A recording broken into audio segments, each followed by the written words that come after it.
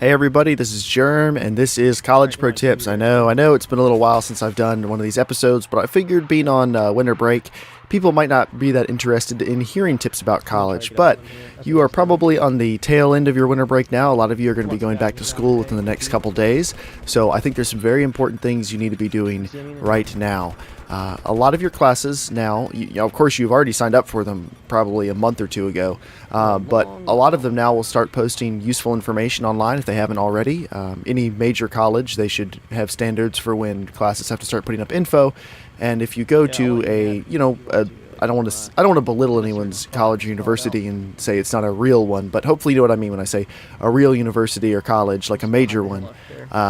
Then they should have already had their act together, and there should be information up on the website. You should be able to log in, see your courses through your online portal, and hopefully you should be able to download your syllabus and read it. And I would suggest you do that now. Actually, before you do that, look at your schedule. Make sure everything works. A good way to do that is kind of chart out for the week. Some colleges will do this for you. Otherwise, just make it yourself in Excel or draw it on a piece of paper or something. Make it like a little chart for the week so you can make sure you don't accidentally have any classes overlapping. I know that sounds like a dumb thing to do, but it does happen. You'd be surprised. So make sure you don't have any classes overlapping. Make sure that if you've signed up for them, classes in buildings across campus, that you have enough time.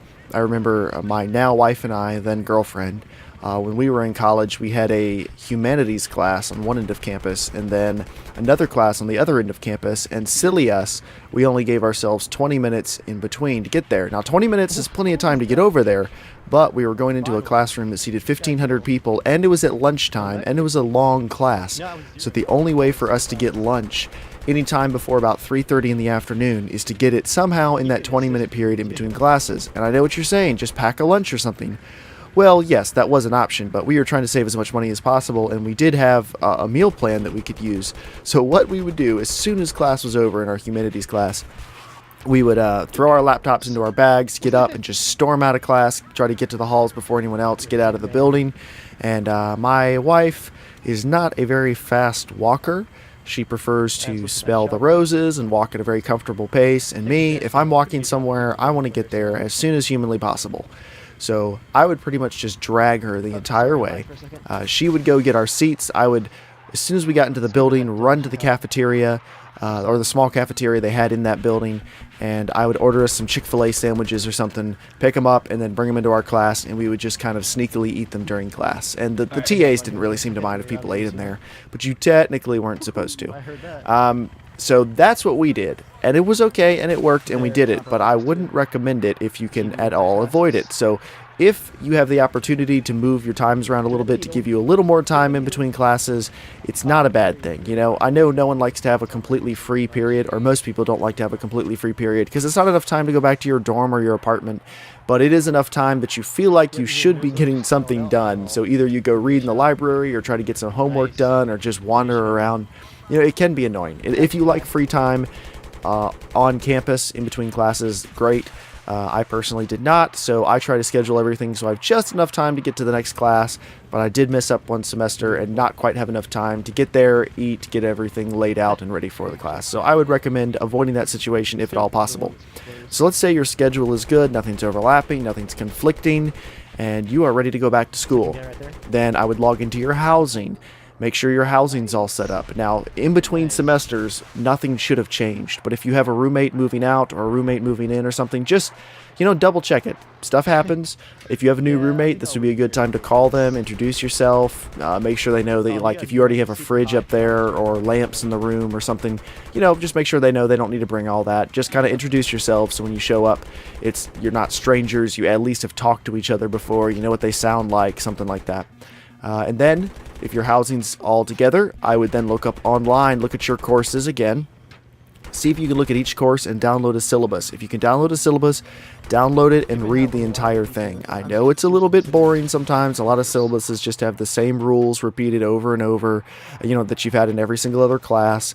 They say things like, papers must be 12 point. They must be turned in on time. If you don't turn in a paper in on time, you don't get credit. I mean, I know there's a lot of fluff in a lot of syllabuses, but you still need to read them because some classes and some professors like to give you assignments early on, and they don't necessarily tell you about them that much. They might just be listed in the syllabus. The syllabus could tell you what chapters you need to have read of the books before you get to class on the first day. It might tell you that there's going to be a pop quiz or something like that. So I would go ahead and look at the syllabus now. Another thing you can get out of the syllabus is if it lists when all your major tests or quizzes are going to be, and quite a few of my syllabuses did, or syllabi. Is it syllabi? Syllabi would make sense, but yeah, we'll go with syllabi. Quite a few of my syllabi did list when all the major tests and quizzes were, and I just put all those into a Google Calendar, and I would recommend you do that as well. Whatever calendar you use to chart your life out as it is now, and maybe you're in college and you don't schedule your day that much, but I did. So I would put them all into a calendar so you can see when you've got stuff coming up, and every time you have an assignment or a new thing that you get, and you get the date when it's due, just go ahead and throw that into your calendar so you can look and see kind of what your month is looking like. I would also recommend, if you do have a Google Calendar, and if you don't, set one up. It's compatible with iPhone, it's compatible with Android, of course, it's compatible with your desktop computer, no matter whether you have a Mac or a PC, or probably even Linux. You can use Google Calendar, so I would highly recommend it. Install it on there. You can even chart out your classes. Say you've got a class every Tuesday and Thursday from 1:30 to 3:15. You could put it onto your Google Calendar and have it repeat for the duration of the semester, so you don't have to put it in every single time. But it'll help you know how much free time you have, know when stuff is due, know when your class schedule is, things like that. So I would highly recommend that. Check your syllabus out. And then lastly, make sure you have all of your books, unless you're one of the type of people who likes to wait till you get to class and find out whether or not you'll actually be using the books. And I completely understand and respect that, because I think college textbooks are ridiculously overpriced and it's stupid. I understand that they're put out in much more limited runs a lot of the time, so they have to make a little more money to make them profitable. I understand how it works. I'd still just think it's stupid how expensive they are. I'm allowed to whine a little bit, or I was when I was a student. So I would recommend either making sure you have all of your books, or just resigning yourself to the fact that you might have to buy some of them after the semester begins. So thank you guys for watching. If you have any questions related to college or high school or anything like that I might be able to help you with, please let me know. Otherwise, have a great day.